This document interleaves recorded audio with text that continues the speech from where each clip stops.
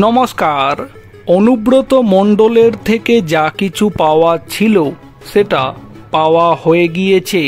এখন আর জেল খাটা অনুব্রত মণ্ডলের থেকে পাওয়ার কিছু নেই। তাই কি মমতা অভিষেক অনুব্রত মণ্ডলকে দূরে সরিয়ে দিল?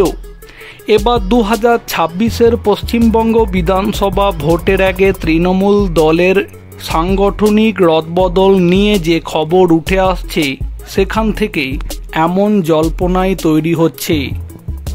উত্তর কলকাতায় সুদীপ বন্দ্যোপাধ্যায়ের সভাপতি পদে ছুটি ঘোষণার পাশাপাশি বীরভূম মডেল প্রয়োগ করা হয়েছে।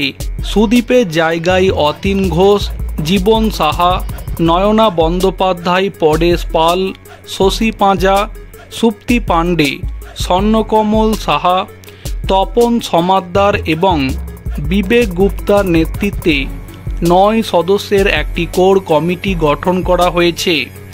দলীয় সূত্রে জানা যাচ্ছে এই পদক্ষেপের মাধ্যমে দল ব্যক্তিকেন্দ্রিক নয়, সমষ্টিগত নেতৃত্বের ওপর জোর দিচ্ছে। বীরভূমে জেলা সভাপতির পদ বিলুপ্ত করে একটি কোর কমিটি গঠন করা হয়েছে, যেখানে অনুব্রত মণ্ডল সদস্য হলেও তার একক প্রভাব কমিয়ে দেওয়া হয়েছে। একসময় বীরভূমে অনুব্রত মণ্ডলের একাধিপত্য ছিল অটুট, কিন্তু ভ্রষ্টাচার মামলায় গ্রেপ্তার এবং দীর্ঘ জেলবাসের পরে তার প্রভাব কমে যায়। মমতা বন্দ্যোপাধ্যায় নিজে বীরভূমের দায়িত্ব নেওয়ার ঘোষণা দিয়েছিলেন এবং এখন কমিটির মাধ্যমে সংগঠন পরিচালনার কৌশল গ্রহণ করা হয়েছে। দলীয় সূত্রে জানা যাচ্ছে 2026-এর নির্বাচনের আগে তৃণমূল সংগঠনকে আরও গতিশীল করতে চাই।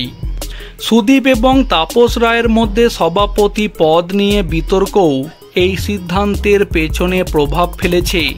এই রদবদল তৃণমূলের অভ্যন্তরীণ কৌশলের একটি নতুন দিশা নির্দেশ করছে।